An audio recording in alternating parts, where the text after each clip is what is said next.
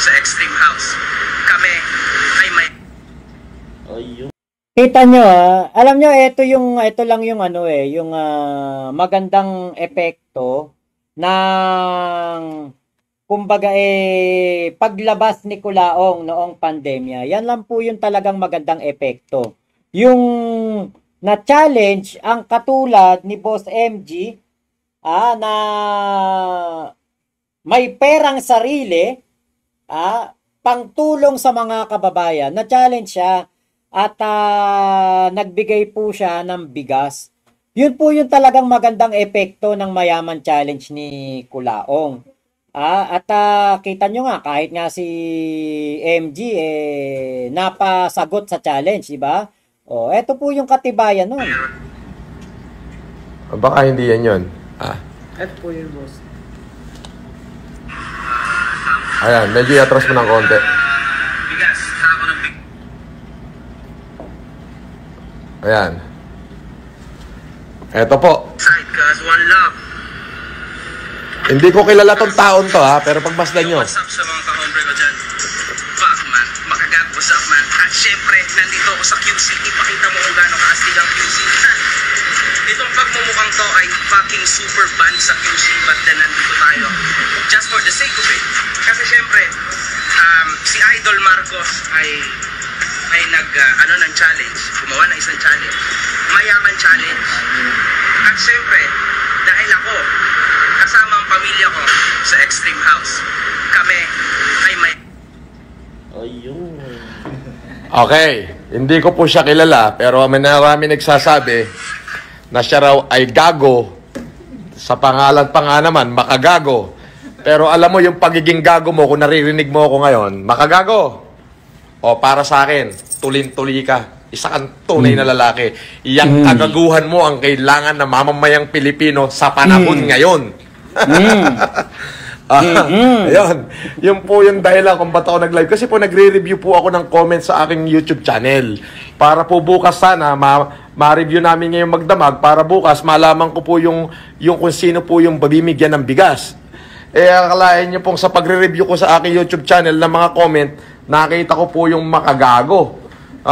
Sinagot ni Makagago ang hamon ni Sir Francis Leo Marcos. Diba? Yun lang po talaga ang magandang naidulot ng Mayaman Challenge ni Kulaong.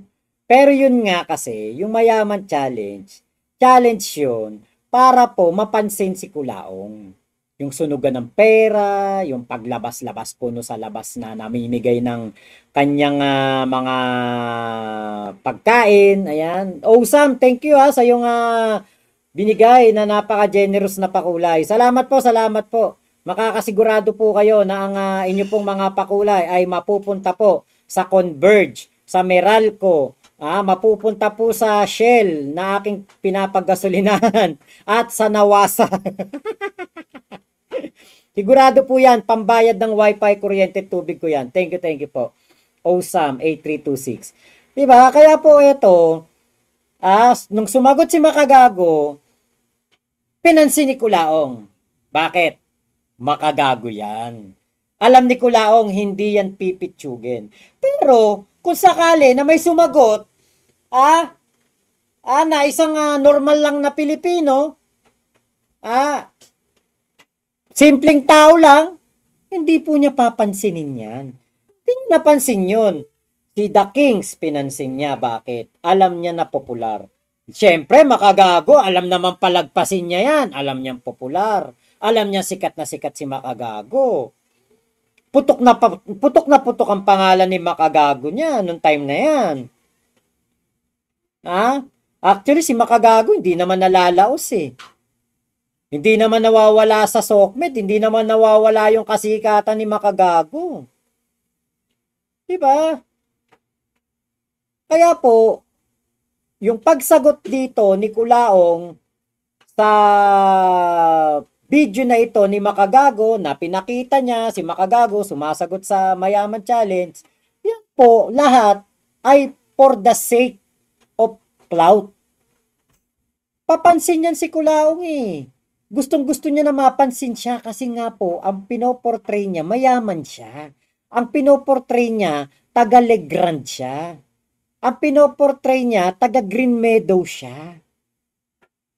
Kaya yung mga ganyang katulad ni Makagago nasasagot, hindi niya ito palalampasin. Alam niya na malaki magiging pakinabang niya kay Makagago. 500 sako ng bigas sa frontliner ng Quezon City. Extreme House Notorious Motorsports. Wow! Alam mo, Makagago, parehas tayong gago eh.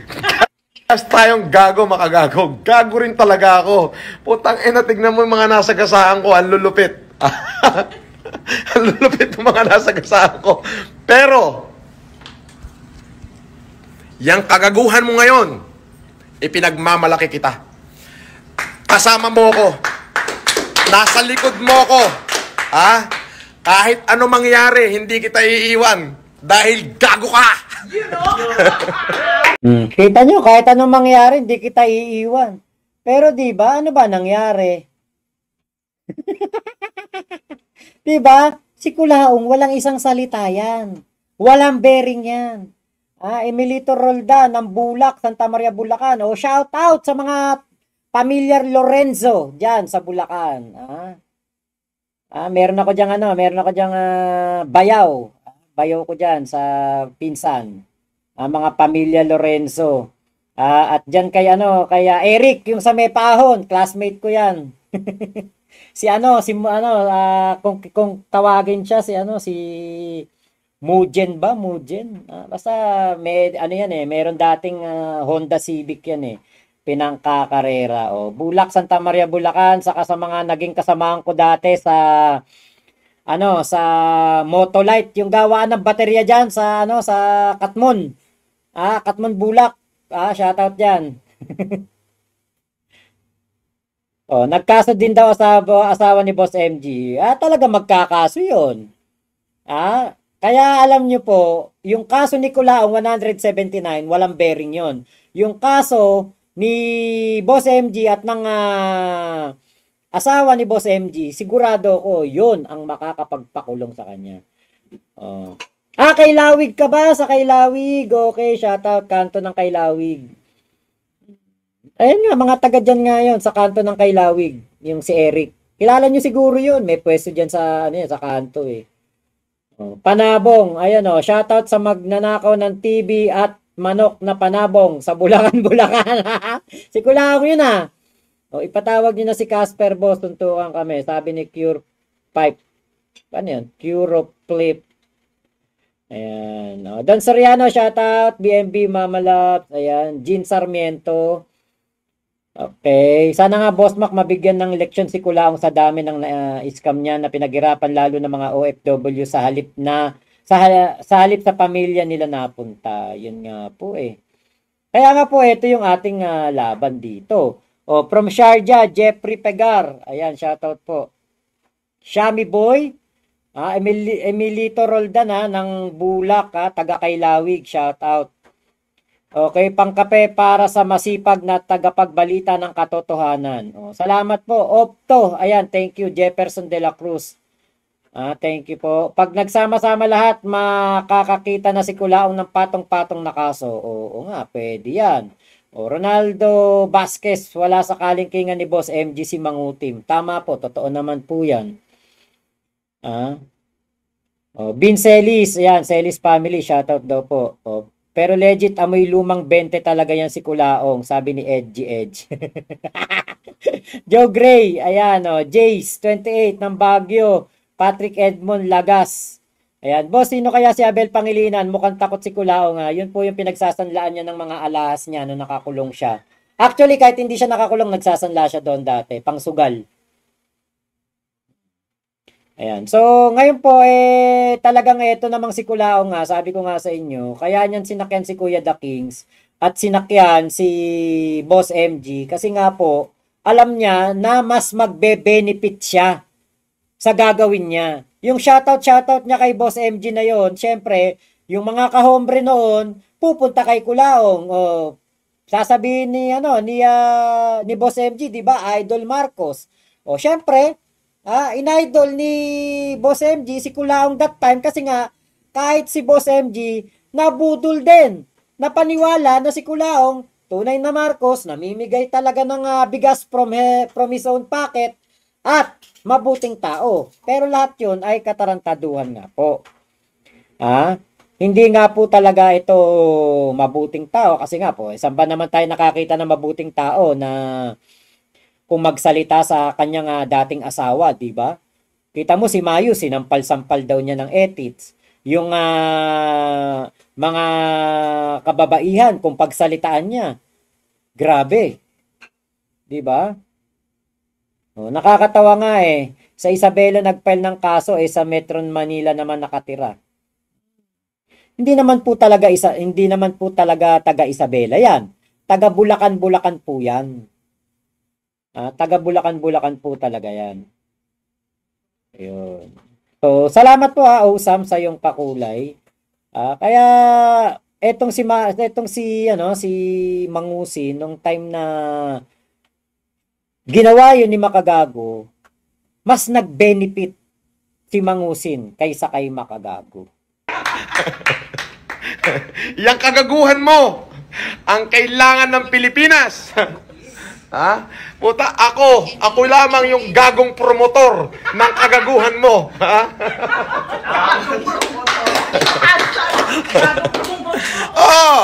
Ako yung gagong promotor ng kagaguhan mo. Pero, yung kagaguhan mong yan, yung kagaguhan natin, ang kailangan ng ating mga kababayan.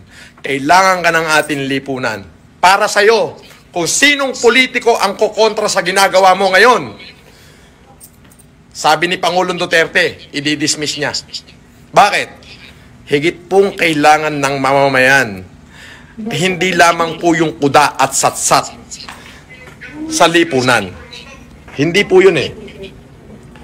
Alam niyo po, tama po yung sinasabi nung aking inspirasyon na si Yorme.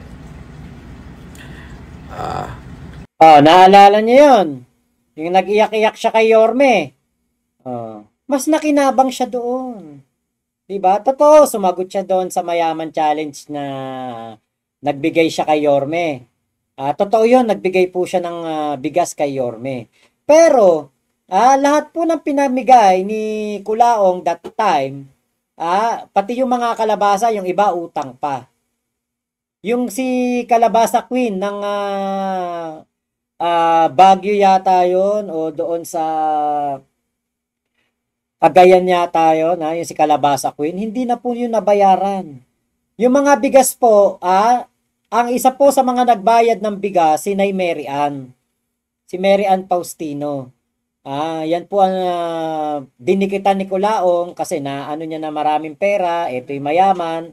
At tumutulong din po noong panahon ng pandemya, kaya po dinikitan niya yan si Mary Ann Faustino. Na ang balita nga po, ayon po sa kanyang mismong asawa, sumakabilang buhay na. Kilala yan ng mga dating nasa Kulaong Nation, si Inay Mary Ann. So ngayon, ito pong si Kulaong, totoong namimigay ng bigas. Pero, yung pong pera, kung hindi kay Bernard Chong, kay Inay Mary Ann po galing. Isa sa aking mga inspirasyon. Marami pa hong politiko na nanunungkulan sa ating bayan ang nag-inspired sa akin. Okay? Yung inspirasyon ko, pero isa na rin si Yorme. Wag naman tayong tigilan muna natin ang politika. Kung meron kayong makitang tao sa lansangan na kaya siya lumabas ay para tulungan yung ating mga kababayan, yung ating mga frontliner, hindi lang ang frontliner, especially yung ating mga maralitang kababayan na higit na nangangailangan. Yung mga frontliner po, alam natin talagang sila yung nagbubuwis buhay para maging safety tayo. Pero ang gobyerno po ay meron po ang gobyernong ayuda para sa kanila. Yung idutulong po natin sa ating mga frontliner ay karagdagang ayuda po para naman maiparamdam natin doon sa mga frontliner na may nagmamahal din sa kanila. Hindi lamang sila hindi sila kalaban. Okay? Yang kagaguhan ni Makagago na yan, yan po ang kailangan. please, para dun sa mga, tigilan muna natin yung kyaw-kyaw. Ha? Huwag muna ho yung dak-dak. At saka na tayo magdaldalan pagkatapos ng COVID. Ha? Ngayon muna, yabangan muna kailangan ngayon. Yung mayayaman challenge talaga. Ayan, sa sobrang yaman ni Makagago, isang truck na, 500 kabang bigas yung binili. Para ipamigay. Ha? Grabe. Tanga na. Parehas tayo, gago rin ako eh. Ako isang gano. Gago rin. Ay, grabe. Magnanakaw pa ng TV, saka ng manok panabong. Pero, Makagago. Mabuhay ka. Barako ka. 10 ng yung mga kasamahan. Ha? Yung mga kasamahan mo dyan sa Extreme House. Ha? At saka sa Notorious Motorsports. Ha? Pagkatapos ng COVID, magkape tayo. Ha? Maggaguhan tayong dalawa. Ha? Alam mo, gustong-gusto kong nakikipaggaguhan sa mga gago.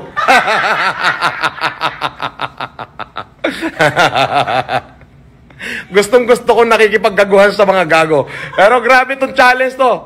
Makagago, mabuhay ka. Wala akong copy ng video mo eh. Kung may copy lang ako, i-repost ko sa aking YouTube channel yun eh. O kaya dito sa aking Facebook para makita ng taong bayan kung gaano ka talaga katarantado at kagago. Pero, uulitin ko, yung kagaguhan mo ang kailangan ng ating mamamayan ngayon. Ha? Makagago. Gago ka talaga.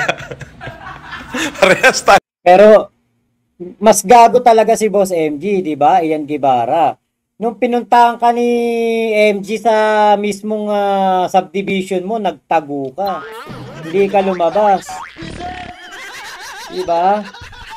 Ate Teresa Buenchuqueso, hindi na po niya kaibigan. Full Metal Jacket, Brian Manson. Gusto niya makagago yan, nilalasap niya ngayon. Oo. Sinamantala ang pandemic para sa pangbubudol niya. Yes po, nabudol po mga Pilipino. Sabi nga kanina ni Kuya Don Soriano, masarap daw pakinggan yung mga sinasabi ni Kulaong. Kung hindi mo alam na meron palang tao sa likod niya. Ang tao sa likod niya, si Bernard Chung. Na pinagmumura niya din at siniraan pa niya sa SOCMED. Ang sabi niya, binenta daw ni Bernard Chung yung kanyang kanyang mansion ba sa Green Meadows, pati yung kanyang ano yung sinasabi niya, yung condo, yung penthouse doon sa Legrand Tower. Oh, kung talagang hindi kay Bernard Chung yon at binenta niya, ba't hindi mo kasuhan? Bakit hindi mo kinasuhan? Diba? O, tapos sabay lipat bahay. O. Kaya talagang kung meron mga gago dito, si MG yun. Kasi nga, hindi naman yan magpapangalan na makagago kung walang bayag yan. Eh, si Kulaong. Ano ginawa niya? Francis Leo Marcos. Kunwari, totoong Marcos. Pero yun pala. Yun pala. Diba? Hindi kilala ng mga Marcos. Kanina nga may nagtanong diyan eh. May nagtanong po diyan kanina. Ang sabi po tinanong ako kung ako ba ay anti-DDS. Opo, ako po talaga ay anti-DDS. Pasensya na po kayo kasi hindi ko po kayang sumuporta sa mga katulad ni Digong na marami pong katarantaduhan din ginawa dito sa ating bayan. Una na dyan, binaon tayo sa utang, laganap ang korupsyon nung time na yon at marami po talagang nagurgur na mga inosente. Marami pong naperwisyon tao. Ngayon, syempre, bilang isang Pilipino po, ayoko sumuporta kay Digong. Pero, kung pupunta po kayo dito, kada topic natin ay Kulaong, labas ang politika dito eh. Kasi tayo lahat naman ang gusto natin, yung mga katulad ni Kulaong na mga masasamang tao, nang babastos ng First Lady, nang babastos ng mga kababaihan, at gumagawa ng mga katarantaduan panloloko sa kanya mga video, sama-sama tayo dyan. Walang politika yan, walang kay berde, dilaw, asul, itim. Sama-sama tayo dito sa paglaban sa isang Norman Kulaong. Kaya po pag Kulaong time, at kayo po ay pro Duterte, DDS kayo, pumunta kayo dito, sama-sama po nating labanan ang katarantaduhan ng isang salot sa lipunan na ito ni Kulaong. Di ba? Ate Chaicher, hello po. Nadju Legends Vlog, ayan, hello po sa inyo.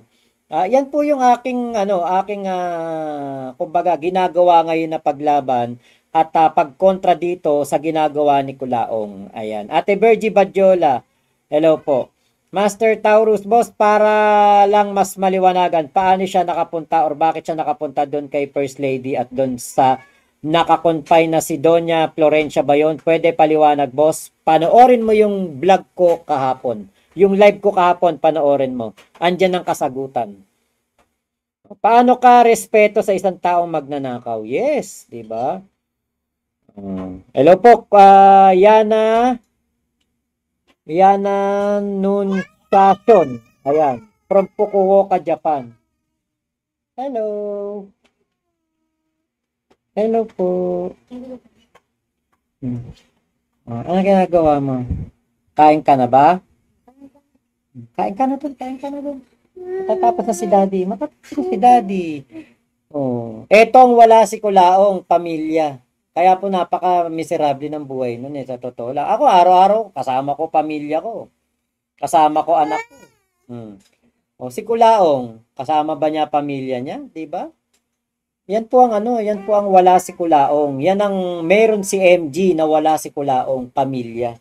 Kaya po talagang si Kulaong, wala talagang, kumbaga yung mga pinagsasasabi niyan, laban na lang niya ng sarili yan, hindi laban ng pamilya o laban ng ano niya. Yung sinasabi niyang pamilyang tumatawag sa kanya, hindi po totoo yun. Pinagmumura nga niya, nanay niyan eh. Diba?